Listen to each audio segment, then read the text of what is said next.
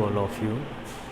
Last के video lecture में हमने डिस्कस किया था कि स्टैटिस्टिक्स का मीनिंग क्या है, उसकी डेफिनेशंस, उसके ओरिजिन और फादर ऑफ स्टैटिस्टिक्स, ये हमने डिस्कस किया था। आज हम डिस्कस करने जा रहे हैं नेचर ऑफ स्टैटिस्टिक्स। स्टैटिस्टिक्स का नेचर क्या है।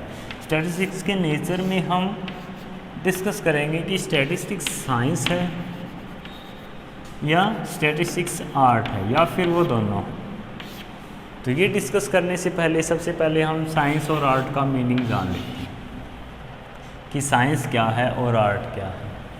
साइंस क्या है, साइंस को किस तरीके से हम डिफ़ाइन कर सकते हैं। साइंस में be define a body of systematised knowledge, it studies cause and effect relationships. Science क्या है, बॉडी ऑफ सिस्टमेटाइज्ड नॉलेज, ज्ञान की व्यवस्थित शाखा है जिसमें क्या किया जाता है, it study cause and effect relationship. इसमें हम कारण एवं परिणाम के बीच में संबंध स्थापित करते हैं या स्टडी करते हैं उनके संबंध को। तो साइंस को हमने डिफाइन किया है body of systematised knowledge, it studies cause and effect relationship.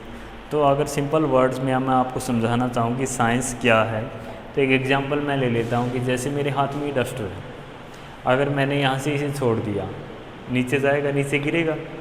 अब नीचे गिरा, ये परिणाम है। मैंने यहाँ से डस्टर छोड़ा, नीचे गिर गया, परिणाम ये है। अब इसका कारण क्या है, नीचे क्यों गिरा, ये स्टडी किया जाता है किसमें, साइंस में।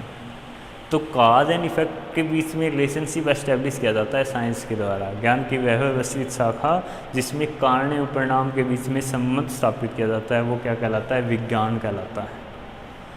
तो इस बिहाफ पे हम जो की एलिमेंट्स है साइंस के वो डिस्कस कर सकते हैं कि बॉडी ऑफ सिस्टमेटाइज्ड नॉलेज है, काज एंड इफेक्ट के बीच में क्या रिलेशनशिप को स्टडी करता है, इसकी जो टेक्निक्स हैं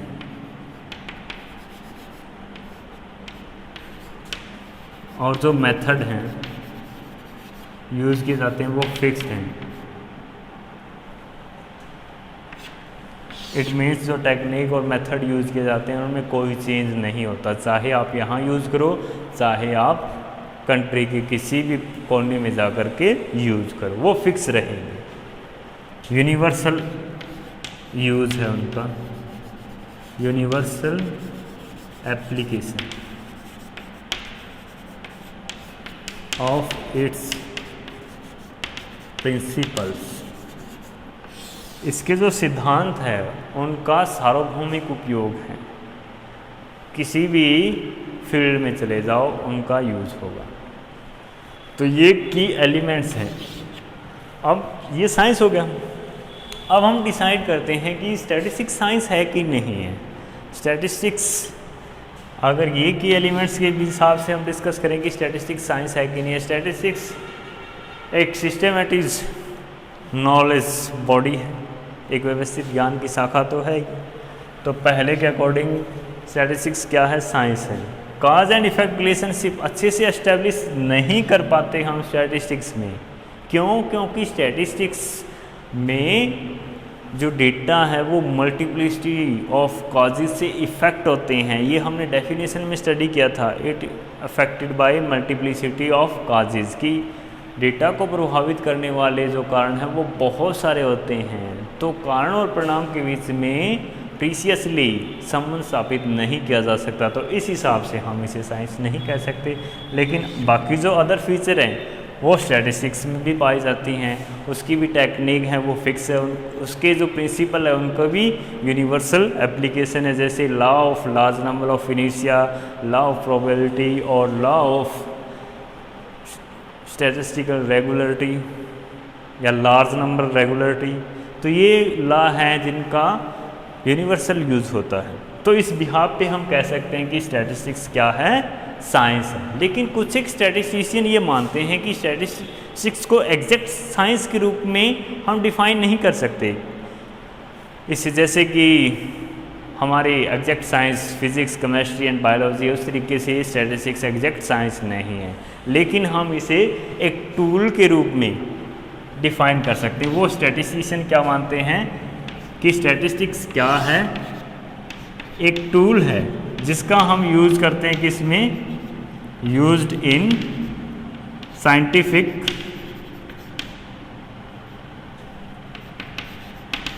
स्टडीज। साइंटिफिक स्टडीज़ के लिए जो टूल यूज़ किया जा सकता है उस रूप में हम स्टैटिस्टिक्स को डिफाइन कर सकते हैं। कुछ स्टैटिस्टिशियन ये मानते हैं।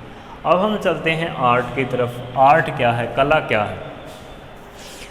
अब जैसे मैंने एक एग्जांपल आपको दिया कि अगर मैं यहाँ से डस्टर छोड़ दूँ तो नीचे गिरेगा, ये साइंस में हमने डिस्कस किया है, नीचे गिरेगा। इसके कारण क्या है, सभी को पता है, गुरुत्वाकर्षण कारण है इसका, पृथ्वी का गुरुत्वाकर्षण। लेकिन ये बताया किसने है, साइंस ने बताया ना। अब मैं इसी डस्टर को एक प्रॉपर मैनर में इस तरीके से गिराऊँ कि ये मेरे हाथ पे, जैसे ये मेरा हाथ है, हाथ पे इस तरीके से स्टैंड कर जाए, तो वो साइंस नहीं, वो आर्ट है। जैसे कुछ चाकू चलाते हैं ना ऐसे, या बोतल गिराते हैं तो वो डायरेक्टली जाके सरफेस से बिल्कुल स्ट्रेट खड़े हो जाते हैं, तो वो उनके पास क्या है, आर्ट है। आप किस मैनर में या किस वे में उस पर्टिकुलर जो भी सिद्धांत दिए गए हैं, जो भी प्रिंसिपल साइंस ने दिए हैं, उनका यूज़ आप किस मैनर में करते हैं, वो आर्ट है। अब जैसे सभी को पता है कि कुकिंग कैसे होती है, लेकिन पता सभी को है, लेकिन सभी अच्छे से कुकिंग नहीं कर पाते, क्योंकि किसी किसी में कुकिंग की आर्ट होती है, किसी किसी में नहीं होती। तो आर्ट क्या है, आर्ट में be defined age group of systematic branch of knowledge having empirical use. ये ध्यान रखना है, एम्पिरिकल यूज। आर्ट का व्यवहारात्मक प्रयोग होता है। अगर किसी ज्ञान, आपके पास ज्ञान है, उसका व्यवहारात्मक प्रयोग आप नहीं कर सकते तो वो आर्ट नहीं कही जा सकती। जैसे कि आपको पंजाबी बोलनी आती है, बोल सकते हो आप, लेकिन उसे लिख नहीं सकते, तो वो आर्ट नहीं है। आपको ज्ञान तो है कि कुकिंग ऐसे होती है कि पहले गैस ऑन करो, फिर उस पर जो भी आप यूज़ कर रहे हो, फ़ैन यूज़ कर रहे हो, जो भी मटेरियल आप यूज़ कर रहे हो वो उस पर रखो, उसमें ऑयल डालो, या वो पता सबको है, लेकिन क्या आप वही स्वाद ला सकते हो जो कुकिंग में एक्सपर्ट होते हैं या जो शेफ़ होते हैं? नहीं ला सकते ना। तो इसीलिए कहा जाता है कि आर्ट हम तभी डिफाइन कर सकते हैं किसी भी ब्रांच ऑफ नॉलेज को अगर उसका एम्पिरिकल यूज हो, व्यवस्थित जो भी ज्ञान की शाखा है, अगर उसका व्यवहारात्मक प्रयोग संभव है तो वो कला के रूप में परिभाषित की जा सकती है। तो इस बिहाफ पे क्या स्टैटिस्टिक्स कला है, आर्ट है? स्टैटिस्टिक्स बिल्कुल एक कला है। स्टैटिस्टिक्स में क्या किया जाता है, डेटा कलेक्ट किया जाता है। अब डेटा कलेक्ट करना एक अपने आप में एक कला है। अब आपको कह दिया जाए कि डेटा कलेक्ट करके लेके आओ परिवार के बारे में, कि उसमें कितने फैमिली मेम्बर्स हैं, कितने बच्चे हैं, कितने बुज़ुर्ग हैं और कितने कमाने वाले, उनकी इनकम क्या है। आप जाओगे, दरवाज़ा खटखटाओगे, आपको बाहर से ही बाहर भेज देंगे। क्यों भेज देंगे? आपके पास वो कला नहीं है डेटा कलेक्ट करने की। और एक वो पर्सन जो एक्सपर्ट है, जिसने पहले भी डाटा कलेक्ट किया, फटाफट जाएगा, वो इस तरीके से बात करेगा, कन्विंस करेगा उस फैमिली को जिससे उसे इन्फॉर्मेशन चाहिए, ताकि वो उसे जो भी रिक्वायर्ड इन्फॉर्मेशन है वो प्रोवाइड कर सके। तो इस बिहाफ पे हम कह सकते हैं कि स्टैटिस्टिक्स क्या है, एक आर्ट भी है।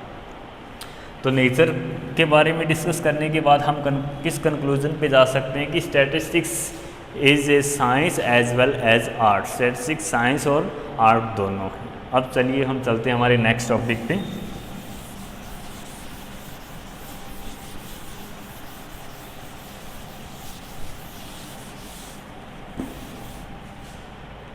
Functions of statistics. स्टैटिस्टिक्स के कार्य क्या है, फंक्शंस ऑफ स्टैटिस्टिक्स क्या है? सबसे पहला functions to express facts in numbers. Facts को क्या करता है, नंबर में एक्सप्रेस करता है। अब ये सबसे पहला कार्य है।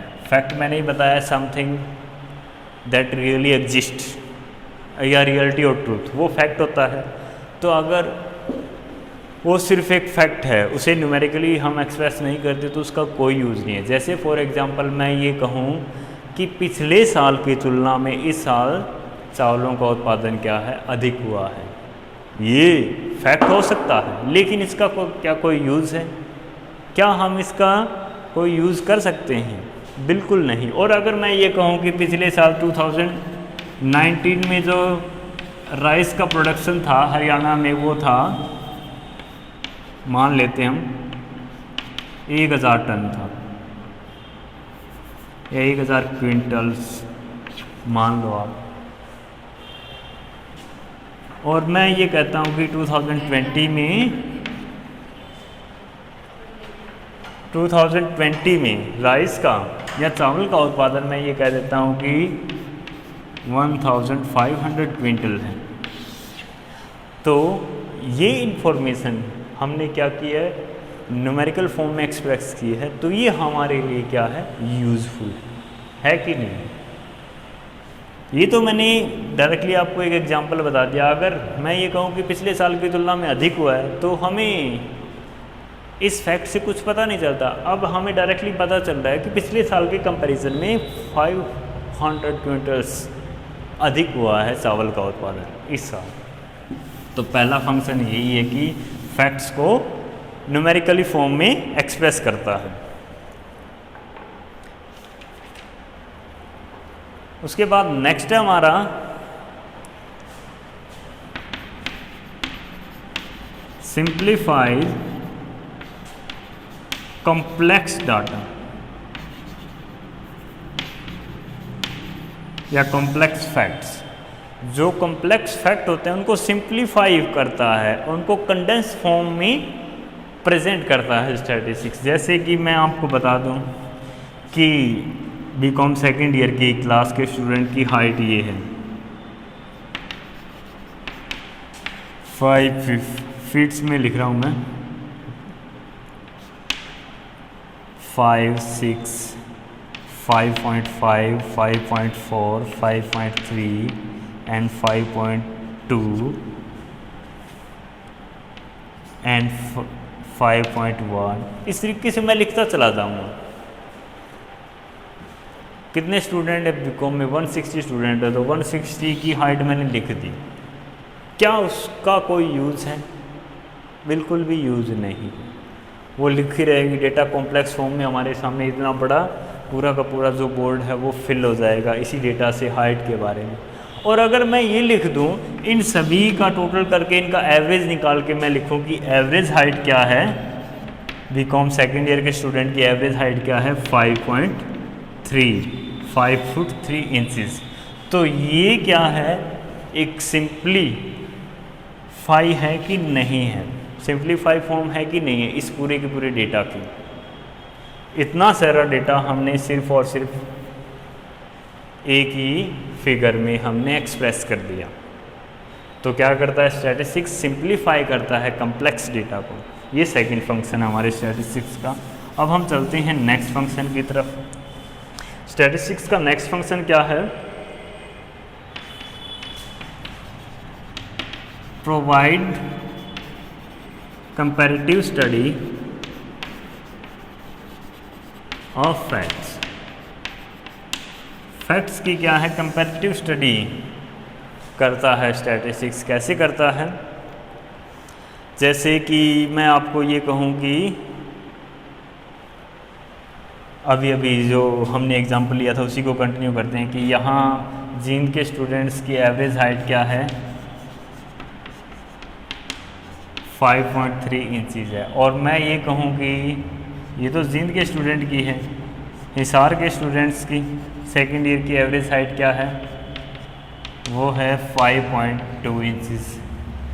तो इन दोनों में कंपैरिजन पॉसिबल है कि नहीं है। इस कंपैरिजन के बेस पे हम कंक्लूजन निकाल सकते हैं कि जिम के जो स्टूडेंट है वो लंबे हैं हिसार के कंपैरिजन में। तो कंपैरेटिव स्टडी पॉसिबल है स्टैटिस्टिक्स में, ये इसका थर्ड फंक्शन है। चलिए नेक्स्ट फंक्शन की तरफ बढ़ते हैं।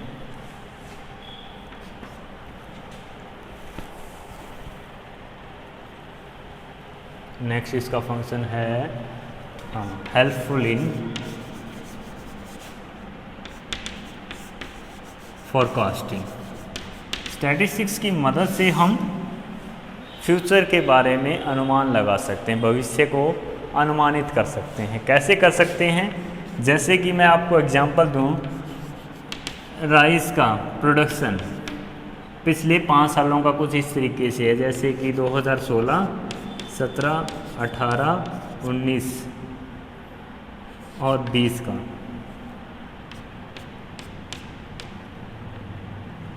500 quintals, 600 quintals, 720 quintals,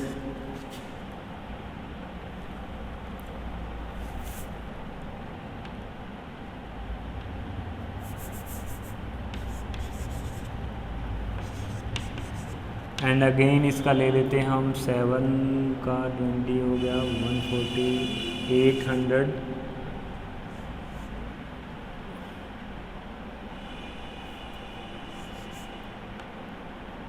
844 quintals and so on. इस तरीके से हम ले सकते हैं। तो अब हम नेक्स्ट ईयर का 2021 का भी एस्टिमेट कर सकते हैं। किस बेस पे? कि हर साल जो प्रोडक्शन वो है 20% इंक्रीज़ हो रहा है। 500 का 20% हमने निकाला, कितना आएगा? 100। कितना हो गया? 600। अब 600 का 20% हमने निकाला, कितना आया? 120। 120 इसमें प्लस कर दिया 720। तो इसी बेस पे हम फ्यूचर के बारे में अनुमान लगा सकते हैं कि नहीं लगा सकते। तो ये हेल्पफुल है फ्यूचर फोरकास्टिंग के। नेक्स्ट फंक्शन हमारा हेल्पफुल इन